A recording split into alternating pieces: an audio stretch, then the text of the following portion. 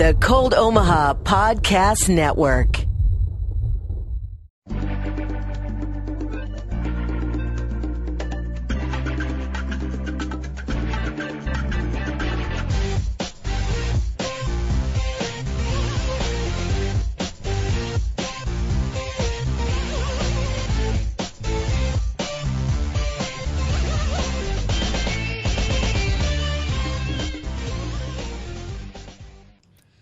Hello and welcome to Procedurally Generated. I'm Henry Bell, and joining me today is Brandon Bowling. The news is back in full swing this week. We're going to be covering the Persona 5 streaming restrictions, vindication in Blizzard's anti-cheat lawsuit, patches to address major issues with both Mass Effect Andromeda and Zelda Breath of the Wild, upcoming changes to Steam curation, and a whole lot more. But first, I want to get things started with what we've been playing this week. Brandon, how's it going?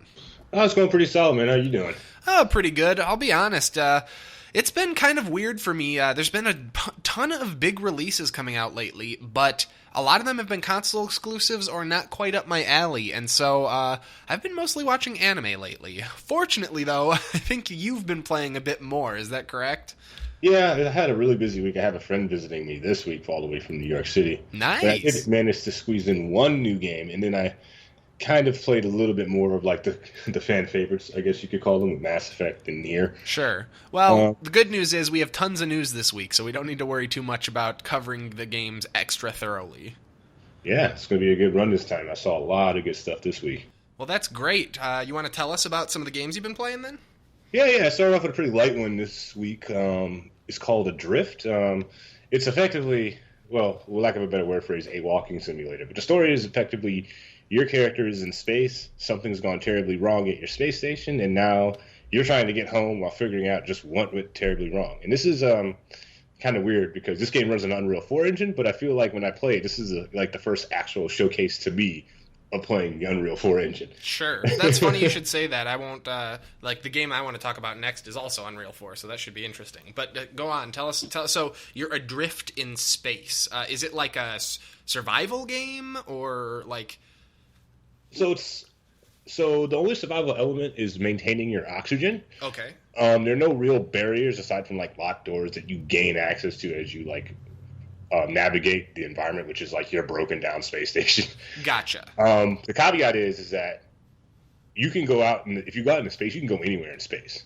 The only limiting factor is your air supply, because your air supply for your EVA suit, so extravehicular thing, is directly tied to your oxygen. And if you run out of oxygen, you suffocate.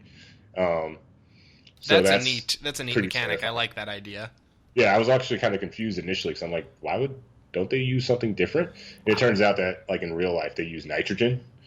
Oh, really? Interesting. Yeah, so in the game it says like your nitrogen tank broke, so now we're using your oxygen. Sure. Prepare yourself. Insert reasoning here.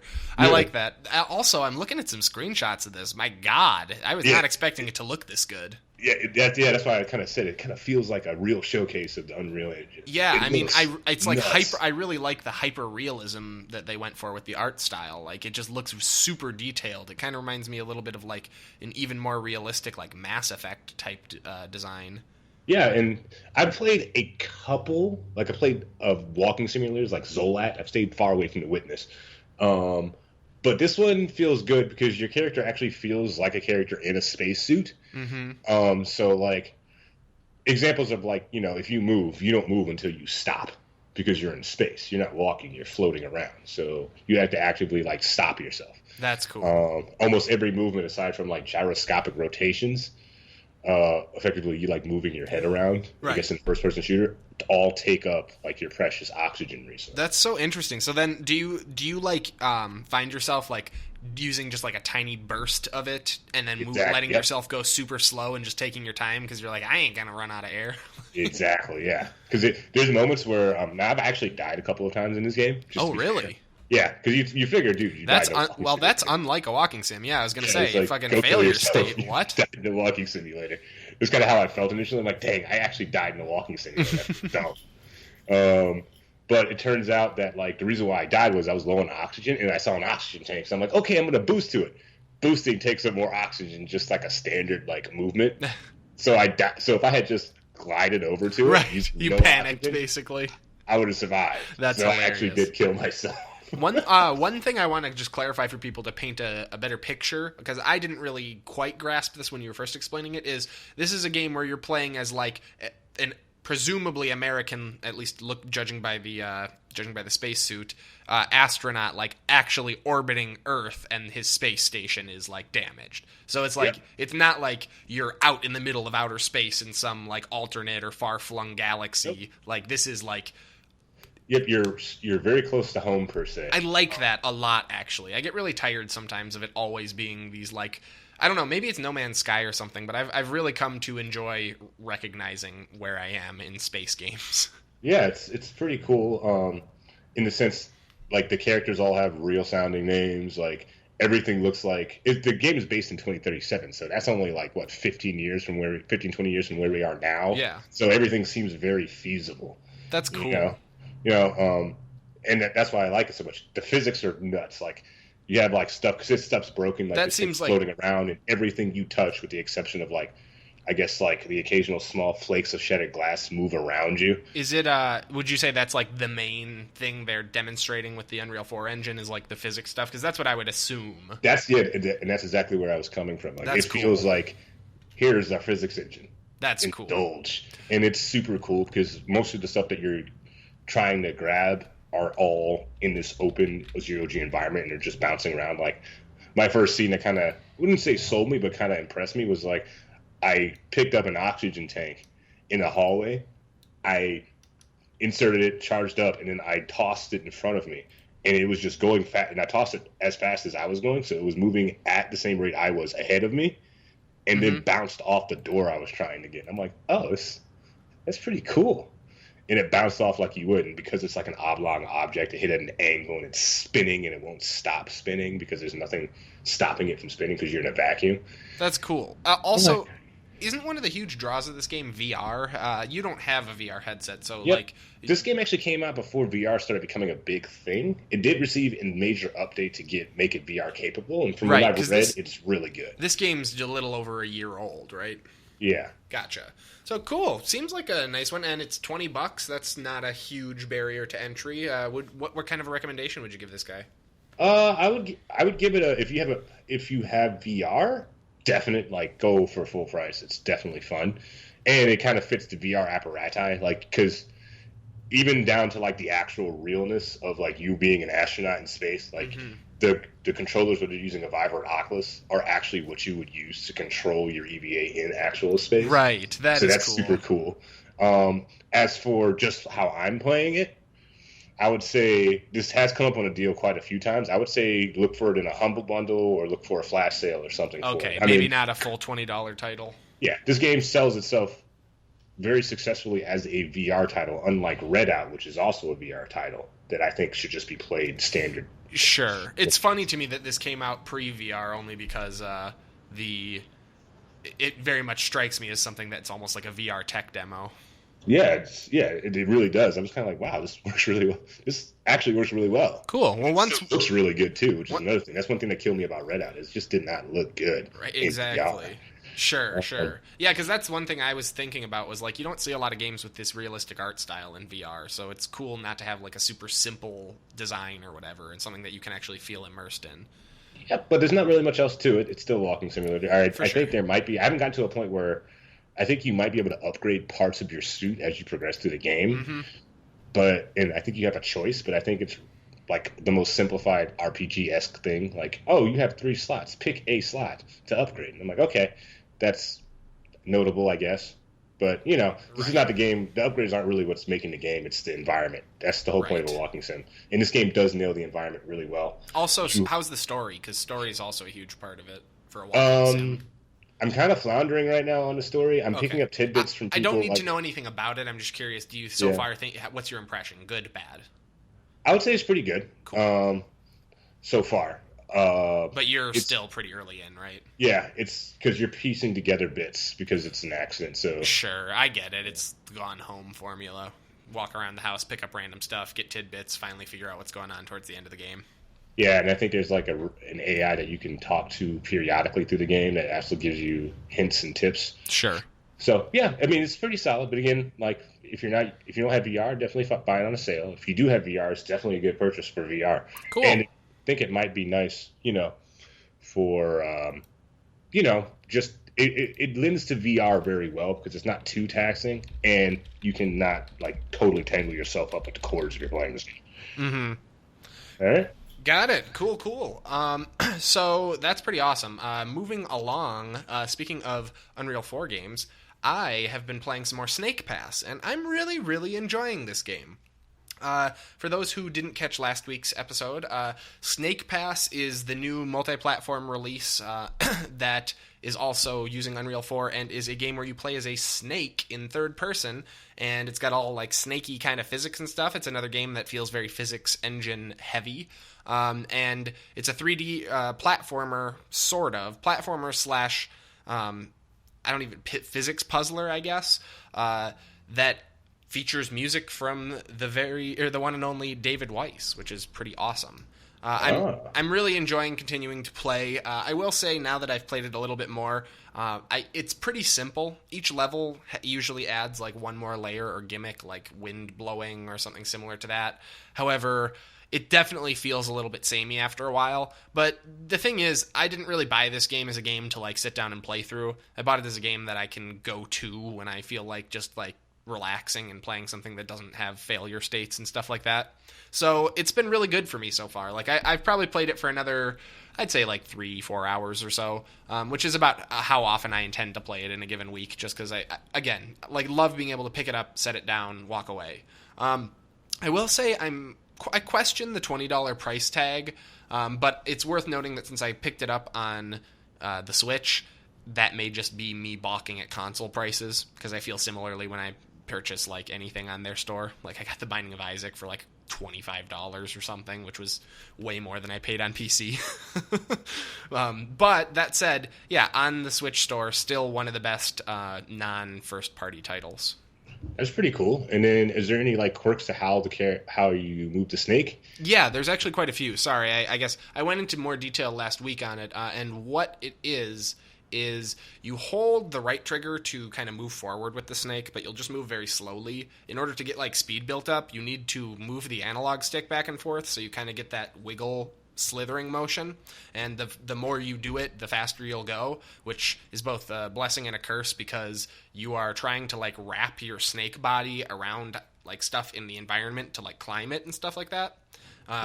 It's a lot of fun. I really like how your tail, like center of gravity, plays a huge role. So like your tail easily goes sliding off of like ledges and stuff if you don't get your whole body up onto it, and it can pull you off, which is always funny. Fortunately, though, you have your hummingbird friend who can pick up your tail and kind of give you a little bit of a hand. But yeah, overall, feeling a little bit repetitive, like I said, but still enjoying it, definitely. Oh, and if you're into, kind of Spyro the Dragon, very bright, kind of cartoony art styles, it's got that in spades as well. And again, if you don't have a Switch, but this sounds interesting to you, it is available on every major platform. Oh, that's pretty cool. Yeah. But I don't have a ton to say about it because we did talk about it last week. Just wanted to make sure we talked about it because I have heard nothing about this game like anywhere, like in any other like podcast or anything, at least so far. And so I wanted to make sure people know about it because Has Been Heroes is getting more coverage than it, and that game is garbage. So. Fair enough. Anyways, though, Brandon, I'm sure you wanted to talk a little bit more about Nier, so I'll let you hear. Yeah, it's more the same, but I think it's kind of funny because the dialogue in this game is just so funny. Like every time I do a new mission, I feel like you're always packed. 2B's always, with her supporting character. Like I think it was 9S or 8S, which is basically the male version of 2B, the main character. And I feel like when you play the character, 2B seems initially dry during the first playthrough, but I have to say, whenever 9S does something, she just makes these hilarious comments to make him feel as uncomfortable as possible.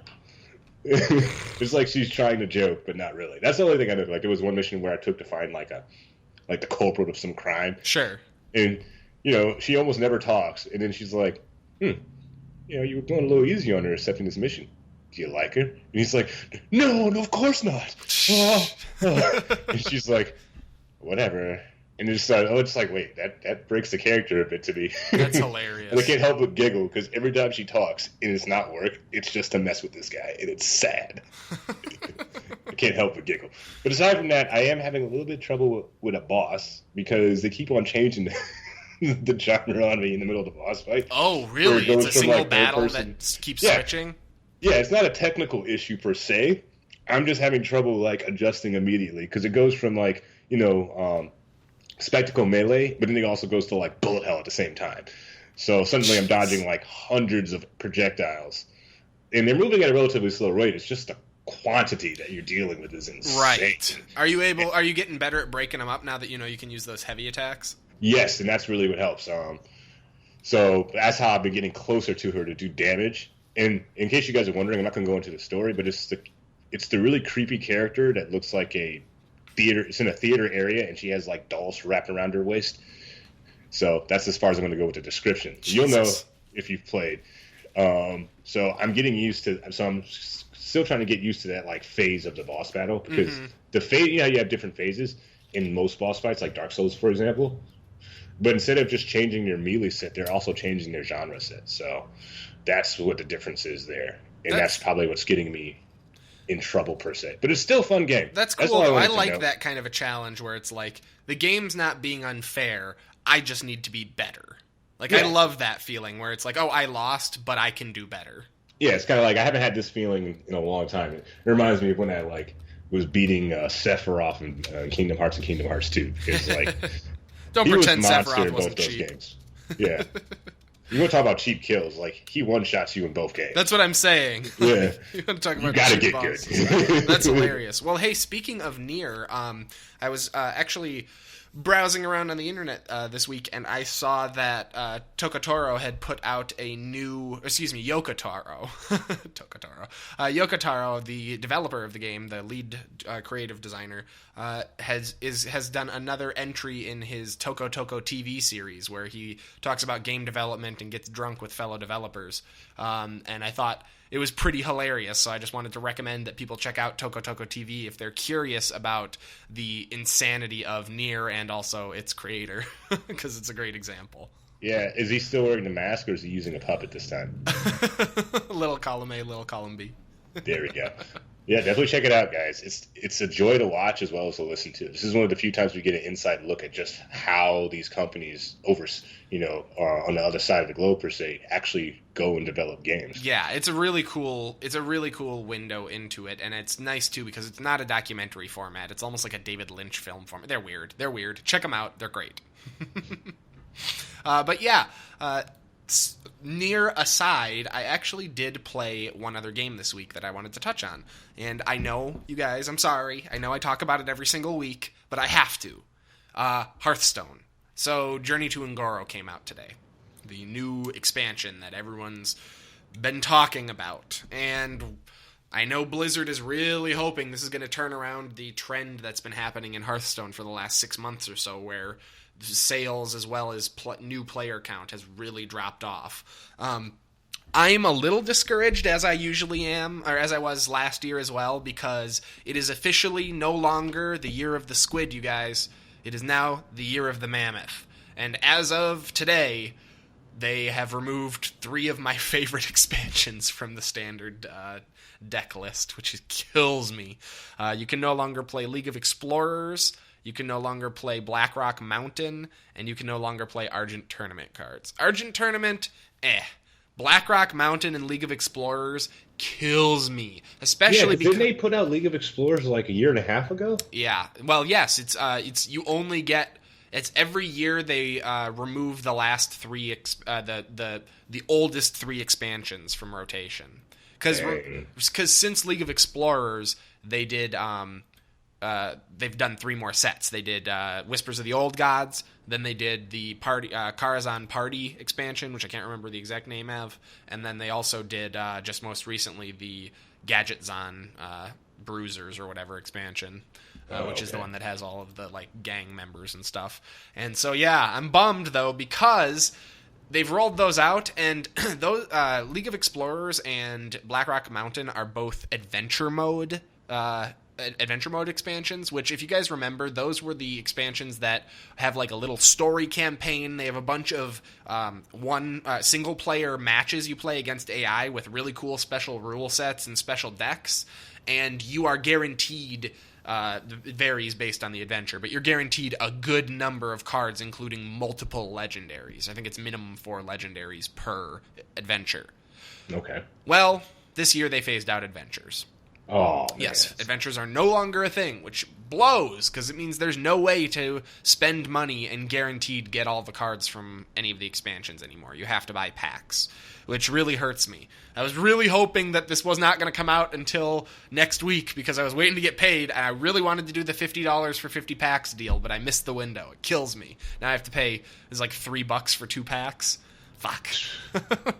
That said, I opened the 3 packs that I had, or 5 packs, that I had pending. Don't forget to log in today, guys. You get 3 free packs.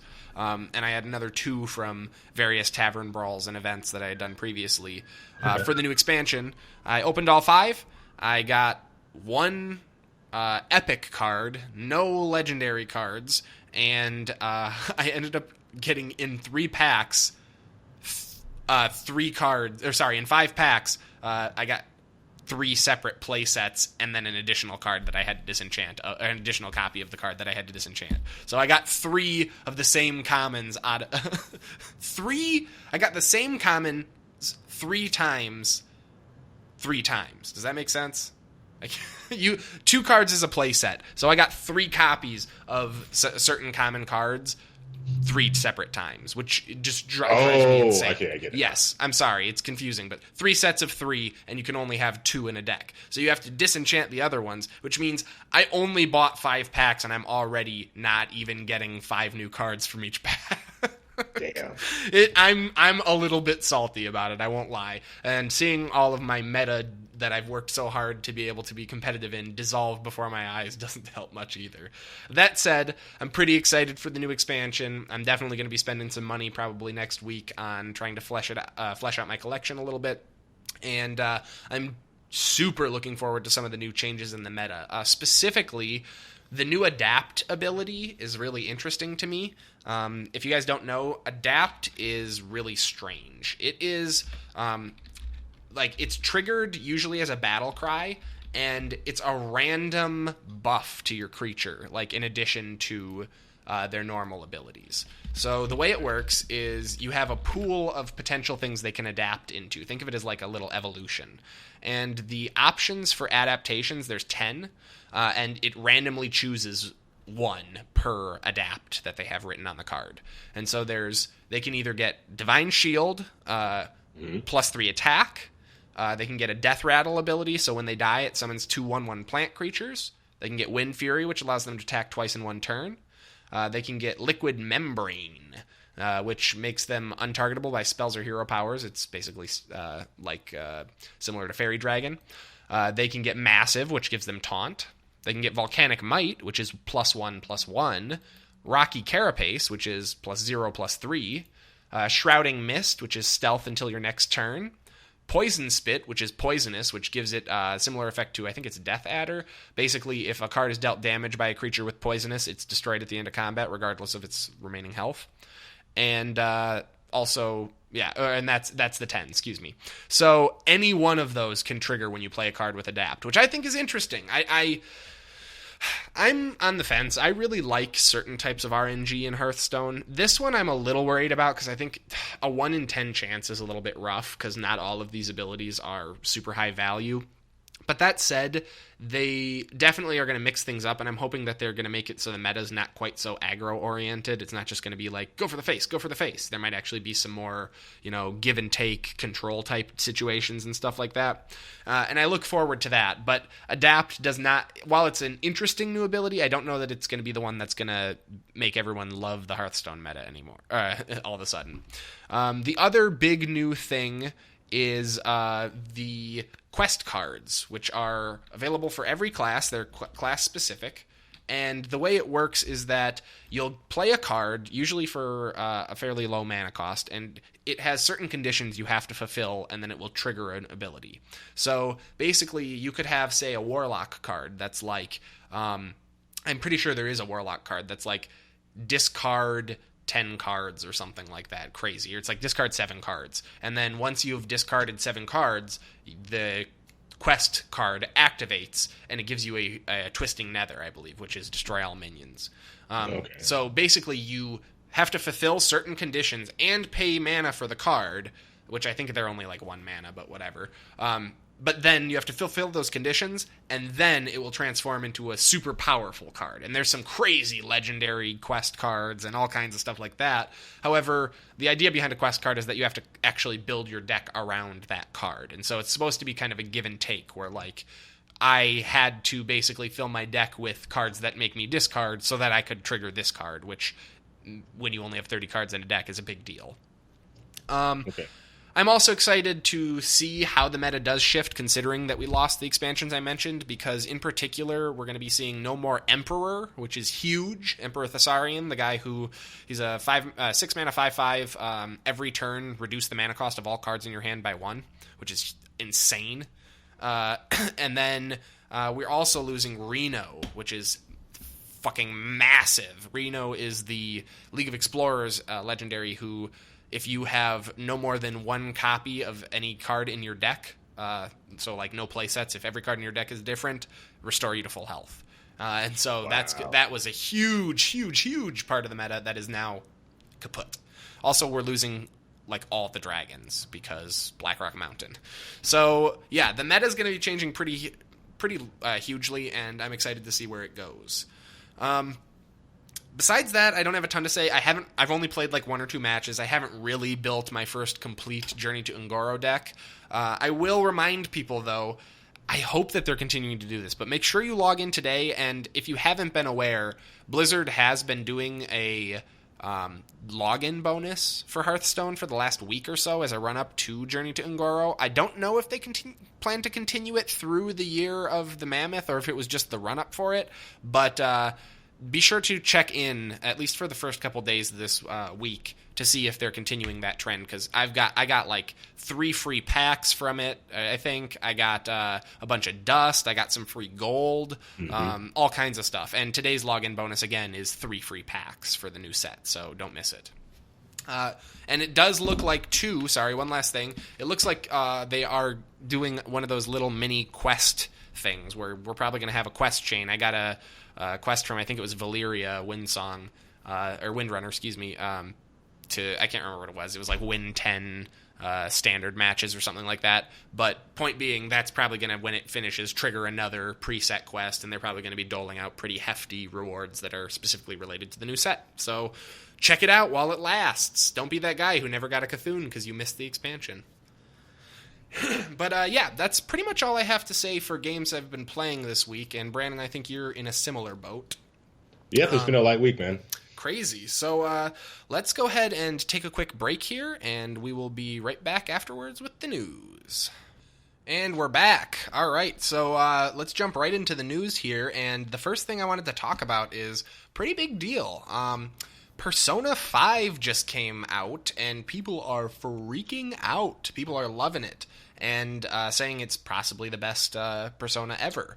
However, there's a little bit of drama going on because Atlus, the game developer, has come out and said that anyone who streams too much of Persona 5 will get DMCAs and channel strikes, which is really interesting because... What? Oh, man, I thought we passed this. Yeah, well, it's summed up pretty well, actually, in their quote. This is very interesting. I'm going to read it in just a sec here, but I wanted to mention, too, before that, not only are they cracking down on Twitch streaming and stuff, nothing in Persona 5 can be shared using the PlayStation Share features. They just completely blocked it. Out. Yeah. Like, that's insane. Like, I don't get it. Japan, why? And case in point, this is a quote directly from the team. This is a quote from the American team to English-speaking streamers and stuff. This being a Japanese title with a single playthrough story means our masters in Japan are very wary about it. Sharing is currently blocked through the native PS4 UI. However, if you do plan on streaming, video guidelines above apply except length. If you decide to stream past a certain date that I'm not going to mention because of the way Persona works, I don't want to spoil anything, and then in parentheses in all caps, I highly recommend not doing this. You have been warned. You do so at the risk of being issued a content ID claim or worse, a channel strike / account suspension. That being said, Persona 5 is a super special case for us, and we're in ongoing discussion with how our policies may evolve in the future. Thanks for reading, and good luck in the metaverse. Wow. So, a couple things. First up, I just want to point out how hilarious it is and how blatant it is that this stuff comes out of Japan. It always comes out of Japan. They outright, this is the American team reaching out, they outright refer to their Japanese masters not letting this happen. In the way that the quote is stated that it's this almost, was definitely not us. It's almost derisive. I'm shocked that they could say that even. Like, it comes off as like, yeah, our out-of-touch asshole bosses won't let you stream. Yeah, exactly. I'm just like, oh, yeah, these guys are not having this. I like how the last part, too, where it was just like, yeah, we're having a conversation or discussion with how our policies might evolve in the future. You're like, no, we're giving them the business, and this needs to get changed like yesterday. Yeah, exactly. It's nuts. Well, and the funny thing is, though, like, people are going to stream it. You can't tell people not to do this kind of thing, especially to threaten them. Like, you're not asking them not to do it, you're threatening them with legal action, which is arguably not actually a legal way to go about taking down videos. Like, I don't know that content ID is appropriate in the case of, like, sure, if you're posting, like, all the cutscenes, fuck you. If you're, like, doing an entire playthrough in one video, also fuck you. If you don't comment at all, you suck. But if you're commenting, doing transformative gameplay production, you know, whatever it is you're choosing to, whatever way you're choosing to cover it in, and it is covered under fair use, them doing these strikes is like they're admitting that they're going to do these shitty things that are borderline illegal, if not outright illegal. And it blows my mind. Like, we will go after you if you stream our game is insane to me. Yeah, it's just as I said earlier, I'm like, I thought we covered this. I know, but it never ends, and we got to highlight it when it does happen, because it's just... Yeah, because if we give them an inch, they take a mile. Yeah, well, and it's worth noting, too, that the game has been out in Japan for, like, a minute. Like, there's already streams and spoilers and everything all over online. It's just the English version that's just coming out. So it just... I don't know. It just seems completely ass backwards, as usual, to me, but... Hopefully, I'm hopeful that this is going to be changing in the future, as they kind of mentioned in their final paragraph there, just saying that they're hoping that it's going to evolve. I hope so too, because this shit is getting ridiculous. Like, I don't know. I want to check out the Persona series and have been very curious about it for a while, but now I don't know. Like, I don't know. I feel weird about not being able to, like, really... If I want to watch a stream of it, I should be able to. And I guess it's okay. I can watch some of it because they're allowing parts of it to be streamed, but they have a bunch of restrictions from, like, you can't show certain bosses, can't show certain plot points, can't show certain dates, can't show, like, where it's just like, Jesus, you guys, like, calm down. I don't know. Hopefully this gets better in the future, but wanted to bring it to everyone's attention again. Yeah, because usually people who watch playthroughs watch the first or second episode, and then if they're in, and they actually go and buy it and play the rest of them damn selves. Exactly. Like, YouTube metrics prove that. Yeah, and speaking of metrics that can prove that, I'm going to jump a little bit ahead in our planned news schedule, because this just seems so appropriate, to mention that you can now, as of today, buy certain titles through through Twitch. We talked about this a couple weeks ago, saying that they were going to be bringing this functionality through, and the way it works is you can, if you're watching a streamer play a game, they can have a link to the game through Twitch or through Amazon, depending on how you look at it, underneath their video, and if you click Buy Now on that link, it will take you, you can purchase it through Amazon, though it is a digital key, so you can get them, like, you know, you can activate it on Steam or whatever the primary platform that the game is made on is. And then a portion of the proceeds, I think it's like 5% or something, goes directly to the streamer who you clicked their link, whose link you clicked. which is really cool. In addition to that, any money you spend over $5 gives you exclusive Twitch rewards, which I care less about, but I know a lot of people do care about. I think some custom like emoticons and chat features.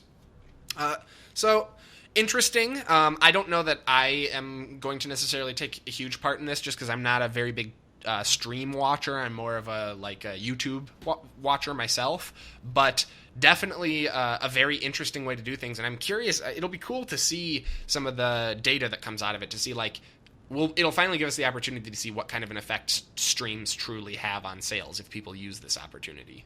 Exactly. So I'm enticed as well.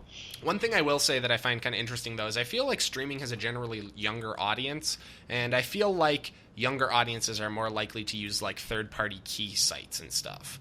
And so there they may not get the full benefit of their Twitch audience if they're not willing to pay whatever Amazon's current price is.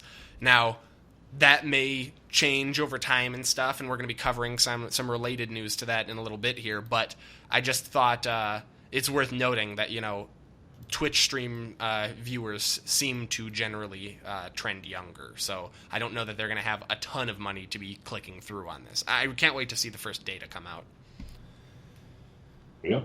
I don't really know. I honestly don't really know where it's going to go from here, but I'm glad to see it. Yeah, exactly. It's a cool feature to bring out, and definitely one that I'll be excited to point to if the data is interesting. But yeah, so that kind of does it for that guy. And next up, we actually have a pair of or actually a triplet of big patches that are going to be coming out for various things. First up, we have one that you should be pretty excited about, Brandon. They are going to be making some big changes to Mass Effect Andromeda. In fact, I believe the patch that is supposed to address this dropped today. Yeah. Basically, they have said that they're going to be addressing a bunch of the issues that people talked about. There's a long list of stuff, but just to highlight some of the important things, they've made some single-player balance changes to pretty much everything, as well as multiplayer.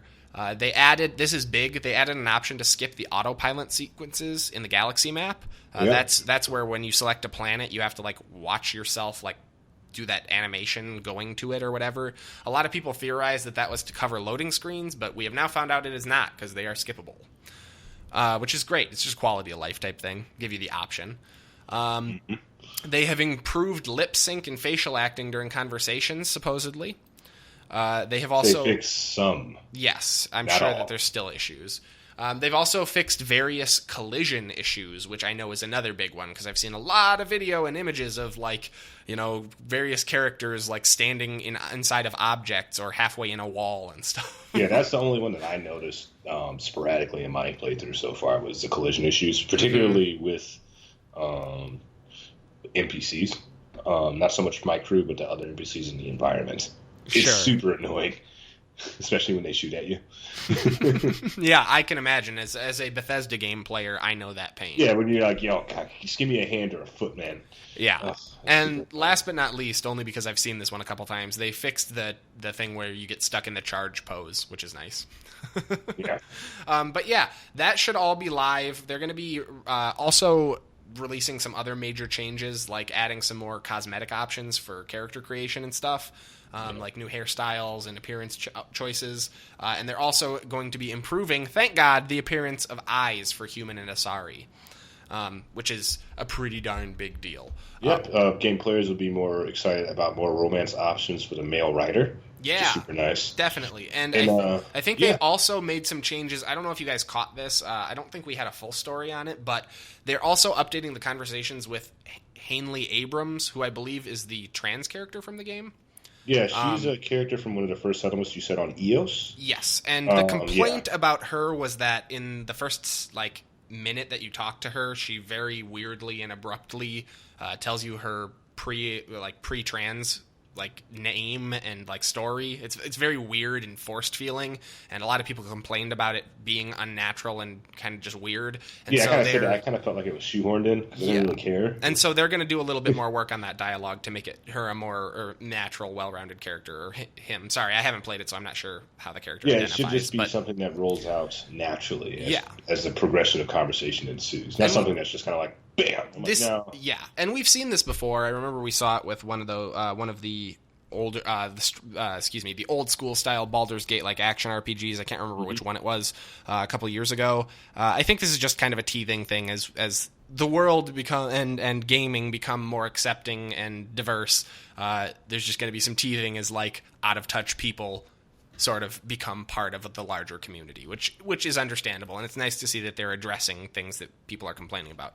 It's actually worth noting, almost everything addressed in this patch and the upcoming patch are things that have been very, very vocally complained about, so I think it's really cool to see that BioWare seems to be actually responding to the specific issues that people are complaining about. Yeah, they might make this an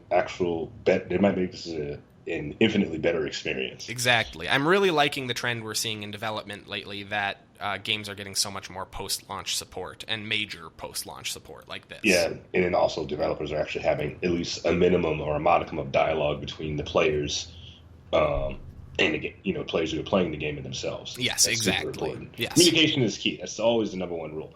My goal, I'm still playing this a bit, but I'm holding off a bit. I've gotten enough into the story to say, okay, I'm kind of satisfied right now.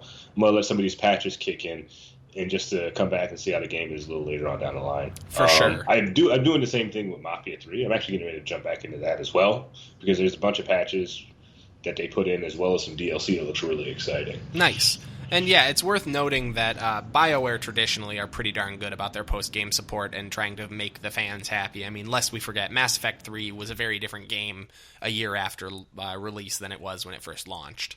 So I think we'll see probably a good number of changes, and I'm hoping if they really do address all this stuff and they can in particular get the lip-syncing and eyeball stuff down, this may be something I'd be willing to take a look at, because it's not really, as much as the story and writing rub me the wrong way, I can put up with it if the gameplay and everything else is cool and solid. It's just when there's something a little bit wrong with a lot of stuff, that's when I start to have issues. So if they can address this stuff, I'm excited to maybe give it a look. Yeah, if they can make the game experience much more fluid, that's really what I want. Because for me, you're right, the bad dialogue, I can deal with it as long as the gameplay experience is smooth. But when you have this variety of imperfections that vary constantly. Yeah. That's what pisses me off. Exactly. It's where, everywhere you turn, there's something else distracting you from trying to play the game. Exactly. It just bothers me because it's a roller coaster of glitch. I can deal with bad. If the dialogue is glitchy, sure. But just let it be bad. Yeah, if it's I get it. And then, I'm okay with, I chose a response and for some reason it didn't play the audio, only the text showed. What I'm not okay with is my character looking and sounding ridiculous every other time I say something. Exactly, every other time. And that's what... Because I've had great dialogue conversations, and then the next one would be terrible, and then the next three will be great, and then you're into it, and then you just get knocked out again. It's like trying to be a weather person, For sure. It's just ridiculous. Anyways, though, I'm excited to see how that goes. Have you noticed any of this stuff? Have you had a chance to play since the patch dropped? I mean, I know it came out today, so you probably have more to say next week. But I noticed a bit, but I wasn't too big into dialogue. I was actually out in the field, per se. So the clipping has improved. I've noticed it sporadically, and it's even more or less now. That's why I say it's mostly done. I think you're always going to get a bit, but it's definitely improved. And as for conversations... it's still a little hit or miss here and there, but that's going to be an ongoing issue. You can't just slap a Band-Aid on that one. That's going to be a bit more work, but it's improved. The eyes don't look as creepy as they usually do. Oh, that's good. So, like I said, I'll set it aside for a bit, and I'll jump back into it later. And because you have to build upon this, and then once you get to a certain point, I'll definitely jump back into it. Awesome. I look forward to it. Yeah, same here. Next up, we have something similar, but this time the shoe is on my foot. Breath of the Wild has had a major patch released to address frame rate issues. I didn't realize that's what it did, because in typical Zelda style, my patch notes that I got in-game were adjustments have been made to make for a more pleasant gaming experience, and that's it. Because fucking why inform consumers? That's why. But they have done quite a bit to improve frame rates in the game, and I have jumped in and done a little bit of testing with it. I probably played another 2-3 hours since the patch dropped, and it's pretty slick, you guys. I'm really Really enjoying a lot of places that previously I just didn't go. I'd say the biggest would be, or the biggest one that I've noticed would be the Korok Forest, which when I went to the Korok Forest originally, it's a dark wooded area with good amount of lighting effects because you're running around with torches and tons of fog that if you step off the path, like completely fills the screen and teleports you back to the beginning. It's the Lost Woods basically. And the frame rate was terrible there. It was like 15 to 20 probably when it should be at 30. It was really bad, like visible screen tearing to any layman. That rough. Said, it's not fixed yet. I'm hoping that they can do more for it, but I'd say now I'm averaging closer to like 25 frames per second, which is a pretty big jump, and it feels more consistent too. It's less dips and more just like a solid 25 rather. Because let's be honest, I can handle having lower frame rates as long as they're consistent. It's when they're all over the place and it's like impairing your gaming experience that it's really problematic to me. Yeah, like the time I was playing Forza 6 as well as Tomb Raider at the same time and swapping between the games off the same video card. Yeah. The static there was crazy. But then again, I also was running 2 high-end games at the same time. Exactly. So that was somewhat positive. Now let me be much more positive. I am not getting frame drops. I'm not getting noticeable frame drops outside of extreme stuff like weather, like heavy rain with lightning and fog, and I'm like in an area that has like particle effects going on. Like that, those are the situations we're seeing frame drops now. Nowadays when it's raining and I'm in most areas like fields and stuff, no noticeable frame dips, maybe 1 or 2 frames, but like it is way more solid. If you were holding off on this because of frame rate, I think this definitely should open the door to having you reconsider, though you may want to wait because if they've been able to improve them this much so soon after launch, it's only been a month and a couple days, there's probably going to be even more improvements down the road, or at least I hope so.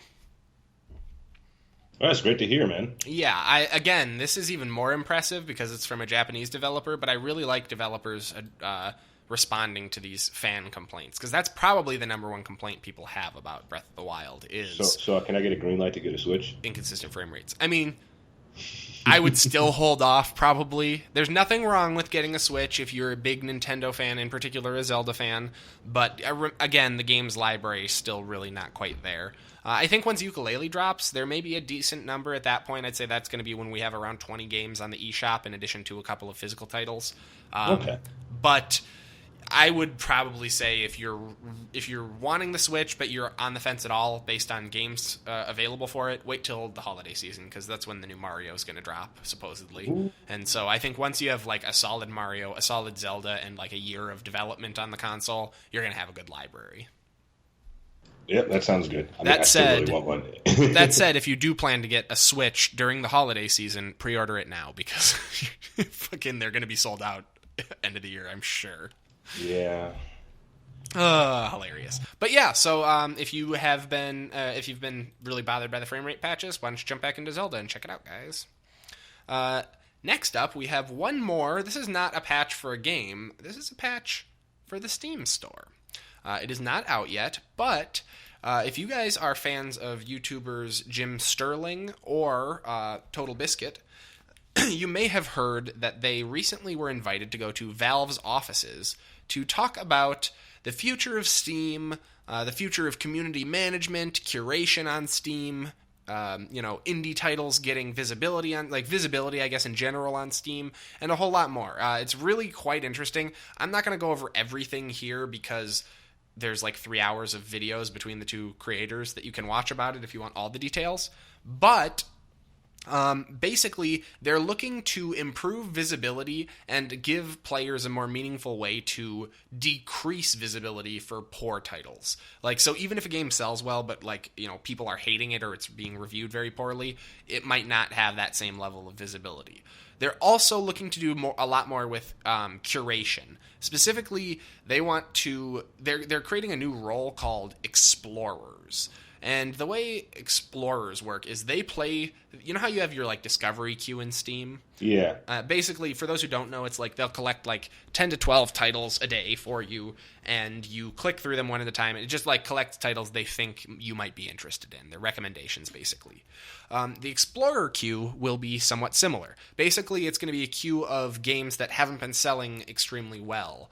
And if you like a game, you can flag it as like maybe something that people have missed. And the more that a game gets flagged, the more it'll be pushed towards the front of the store, which means that games hopefully won't be nearly as hurt by things like a poor launch. This would allow games that do have a poor launch to maybe come back up in the store in the following weeks once maybe a major streamer covers it. Yeah, that's actually really nice because there's a lot of games that do have rough starts but still turn out to be like pretty good little rough gems in the end, you know? Sure. I agree, exactly. In addition to that, explorers are going to get some unique perks. They are going to be getting their own special forum where they're going to be able to do things like, you know, set up multiplayer matches for games with the dead community. Like, say you wanted to play, I don't know, like, fudge. I'm blanking, but say you wanted to play something that doesn't have nearly enough players to be able to get into a game. 2. Yeah, I was just going to say, how about Titanfall 2? You could, not on actual Steam. You could theoretically pre-queue for it or go into the forums and set up a group ahead of time and then all join together. Exactly. Hey, Origin, do this thing that they're doing. Yeah, now, right. Please. Exactly. I love Titanfall 2, but there's nobody ever playing it. I know, that's what killed it for me, was I couldn't get games anymore.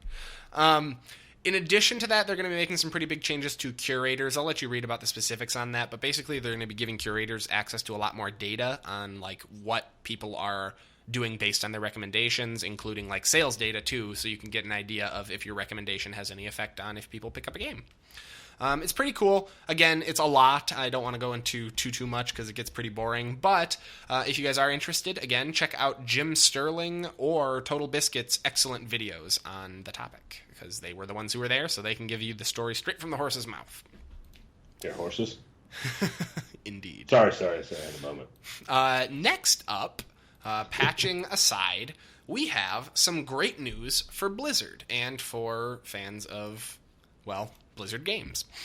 Specifically, a court has ordered that Bossland, creators of Honor Buddy for WoW and Watch Over Tyrant for Overwatch, have been ordered to pay $8.5 million to Blizzard for damages and court fees. Holy shit.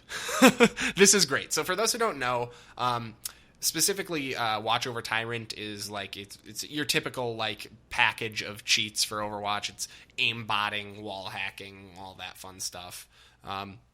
But if you guys aren't aware, this is paid product. You actually there's a developer who, like, I think it's in Poland, who sells these, and people are going in, buying this third-party tool, using it in the game, and Blizzard's like, what the fuck? You guys can't do this. And the developer's like, yeah, we can. Come after us, bro. Like, yeah, they actually challenged Blizzard, if you guys remember, like 8 months ago when we first covered this story.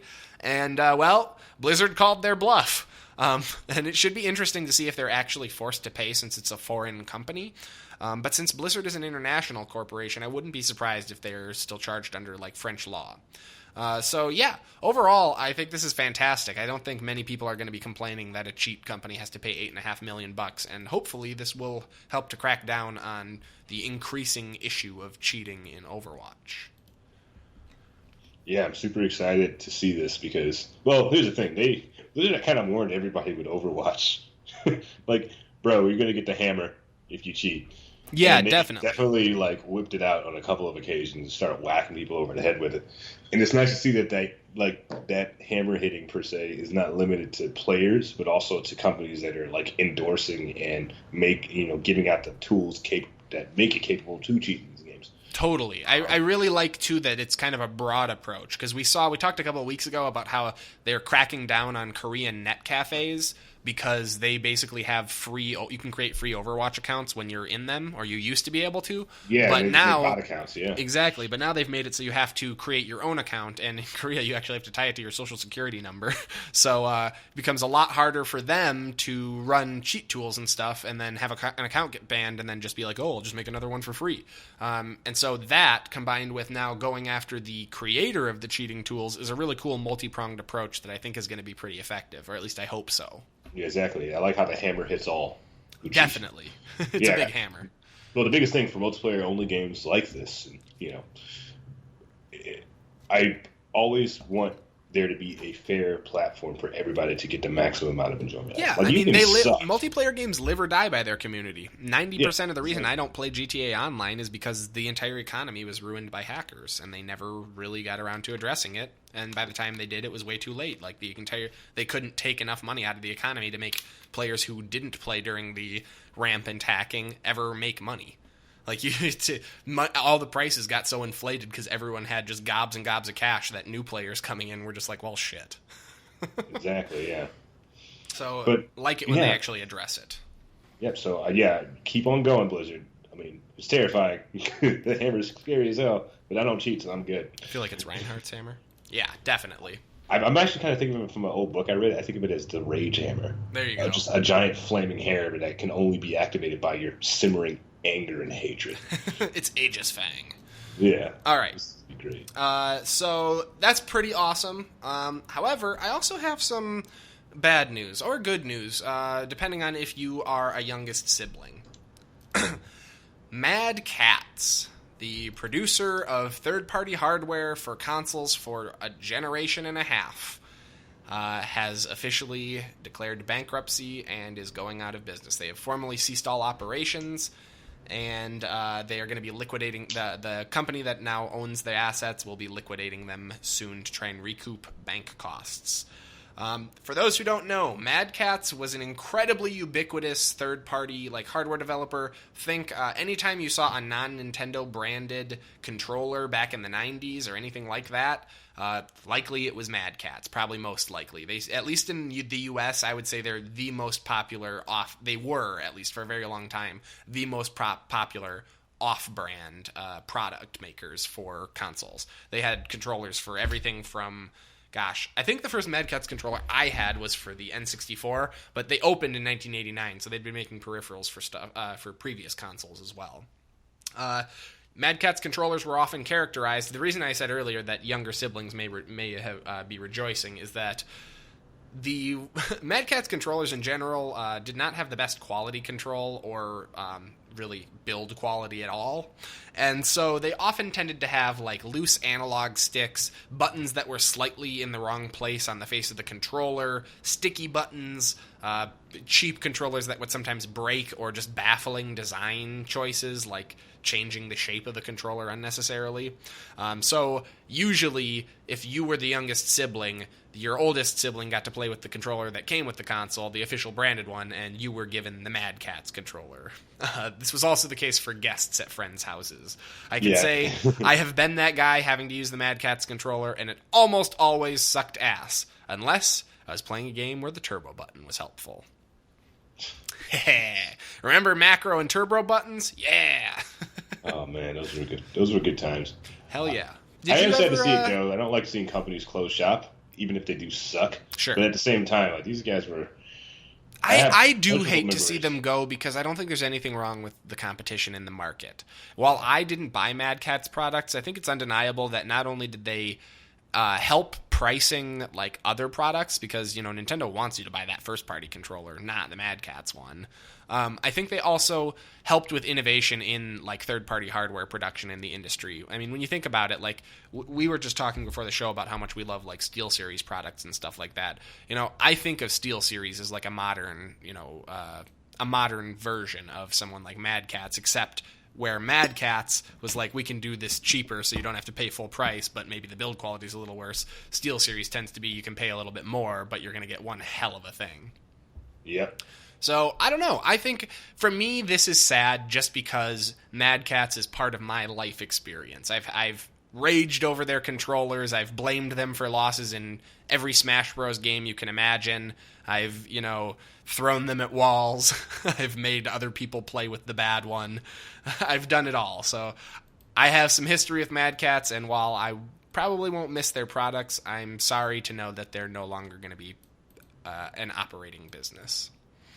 Yeah, it's a shame, but at the same time, you have to have some form of quality to match up against your competition. Yeah, exactly. Because people love competition, but at the same time, over the last couple of years, they've consistently handed out what I would define as subpar products. Yeah, and to be fair, they've been function as well. And to be, oh, sorry, go ahead. Oh yeah, they functioned. They didn't function as well as say Steel Series or other companies, or even name brand. Exactly. So the rule when it comes to peripherals, which Steel Series does well, is that you have to have at the bare minimum the same quality that you're getting from a first party peripheral. Agreed. So they definitely failed on that aspect multiple times. And although I don't want them to go, hopefully, my best hope really is that they learn this lesson, and maybe some of the guys who, were in the upper echelons of the company, maybe try to do it again, but a lot better. Failure is the first point for making something amazing. So hopefully everything works out for the employees and the officers at the company. Hopefully, if possible, they come up with something even better. But I do wish them the best on their future endeavors. Yes, and I want to highlight that we do want to wish the employees the best, because my understanding is that company staff have currently been locked out of their email and sent home. So those guys are going to be looking for work, so good luck to you guys in all your future endeavors. That pretty much does it for that guy. We have a couple more stories I wanted to get to here before we let you guys go, and one that I definitely wanted to talk about a little bit was... You guys may have seen a little bit of drama on Twitch and Reddit yesterday because Gearbox, the creators of the popular Borderlands series, the unpopular Aliens Colonial Marines game, and the well-loved cult classic Bulletstorm, is re-releasing Bulletstorm, their new full clip edition, through G2A directly. What? Yeah. So, for those who heard G2A and didn't have an immediate visceral reaction to it, let me fill you in on a little bit about G2A. You may have recognized the name from various streamers, like ads and stuff that they run. And basically what G2A is it's a gray market service provider that essentially you can go on G2A.com, you can sell license keys for software and games, and you sell directly from yourself to another person. So think like eBay or like Silk Road. It's kind of somewhere in the middle of the two. And basically they wash their hands of anything, they're not selling you anything, so they wash their hands of most of the transaction. So far, that might not seem too terrible to you, although I feel obligated to remind you that digital keys are almost always in the EULA not supposed to be resold or re-gifted. That said, I know a lot of people do, and it is what it is, because technically I don't think EULAs or terms of service are legally binding. That said, it's still a little bit scummy. And basically the issues with these sites is that they are considered by many to be allegedly basically money laundering fronts. Not that the company exists to launder money, but that massive amounts of their profits come through sellers laundering money. Specifically, the most common example we've heard about from developers that are complaining is a carder will buy a bunch of stolen credit card numbers online, buy a bunch of Steam keys for games with them, take those keys, put them up on G2A for dirt cheap, sell all those off for a minimal profit, but more than they had because it's not their money, which they would then put into their own PayPal, and they can, figure out siphon off or however the hell they get it out of there. And then when the game developer comes out and says, when the owner of the credit card comes out and says, hey, my card was stolen, it's flagged as fraud, they issue a chargeback on the card, the Steam and the developer are out money for that. They have to recoup that cost somehow. That comes out of their pocket for that title. The G2A, they keep their cut from the sale. They got nothing to do with it, in their own opinion. And then the end user, depending on the game developer's response to this, has to then will either have their game removed from their Steam library because it's an invalid key, or they will be allowed to keep it because maybe that developer who's already having to pay out of pocket for losses doesn't want the bad PR of deactivating a bunch of people's game copies. Specifically, this was a major issue with an indie dev it was sometime last year. These guys say that this was, I believe, the creator of Speedrunners, and they were saying that they had lost approximately or estimated $450,000 worth of sales because of stolen credit cards and chargebacks that were specifically related to G2A sales. Man.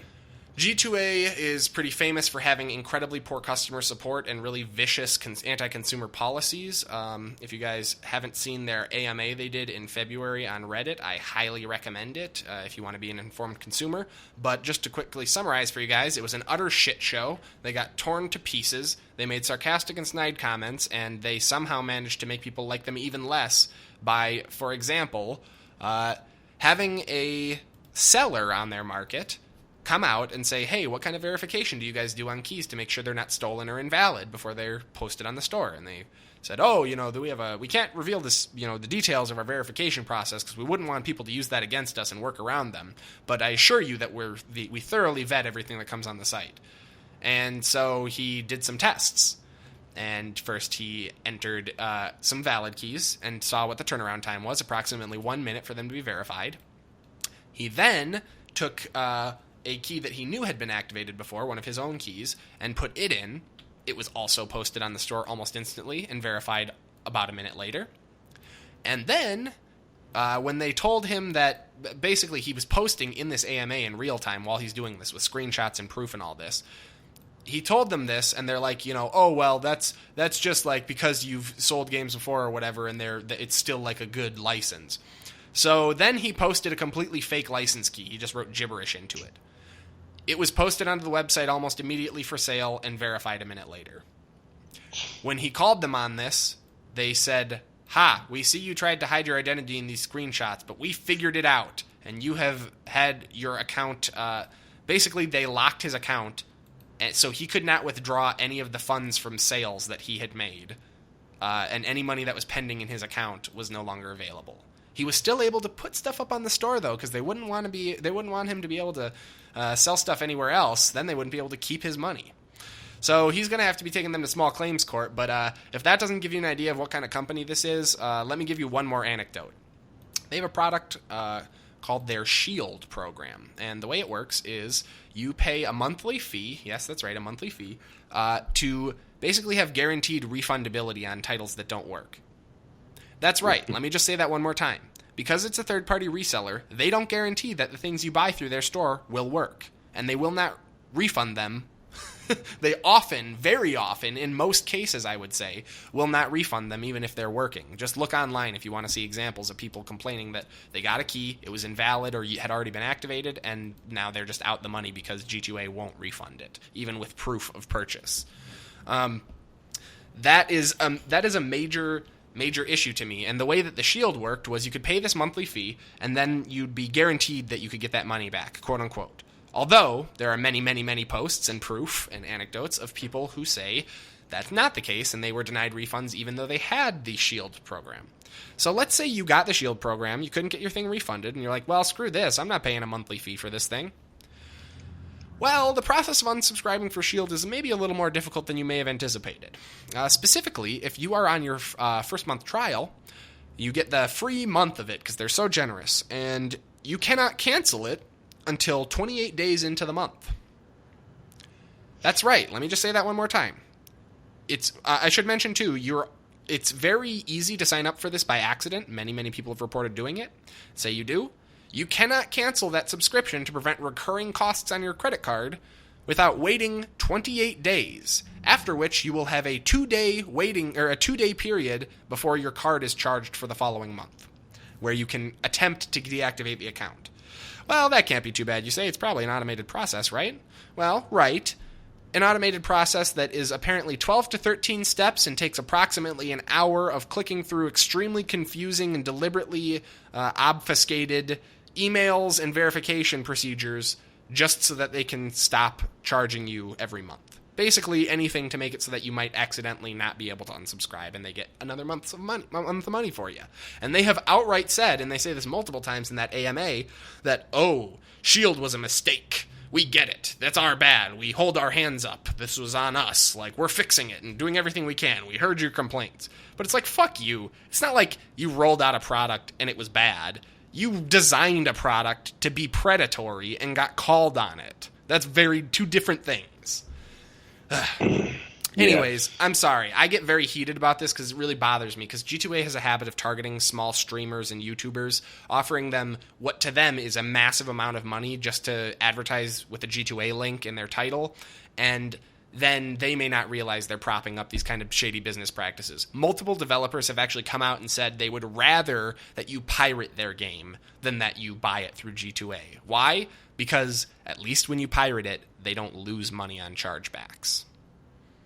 Damn. Yeah, that's pretty rough. Yeah, dude. It's pretty black and white. And so a lot of people are pretty pissed off at Gearbox for basically endorsing this company by selling Bulletstorm through this store directly. They're still selling through other locations, but they actually have a special edition of the game with exclusive content for people who buy through this store, like similar to how it would be with like GameStop or something like that, which is insane to me. That's crazy. Like, why you're encouraging this kind of shit. Everyone needs to ignore G2A till they either get sued or go out of business, because fucking it just drives me mad. This endorsement is only going to make it harder on indies that are not selling through the store with their titles being posted. I see people complaining, developers complaining, hey, I released my game yesterday and I'm only selling it through my website. Today I see it on your site for 20% lower than my listed price. How is that possible? That's terrifying. And there's just no answer. So, yeah, G2A is poison. Gearbox already sucks because of like Alien Colonial Marines and Randy Pitchford just being the worst. But sorry. But I do really like Bulletstorm. So I would say if you want Bulletstorm and you have a console that the original's on, buy that through like Steam or something like that. Do not, or if you're going to buy this, do not support G2A with it. Personally, I'll probably pick up this title. We'll see, though. I certainly won't be getting it through G2A, and we'll see if it's heavily improved from the original. Yeah, I do want it. It's one of my favorite shooters, but I'm not buying it through them. Exactly. Because as far as I'm concerned, like, there's no guarantee I actually get the game. Mm-hmm. I agree. It's ridiculous. There's a multitude of reasons not to buy it through them. Although it's worth noting that you're much less likely to get a fake key with this because it's coming directly from the developer, so they're not reselling the key.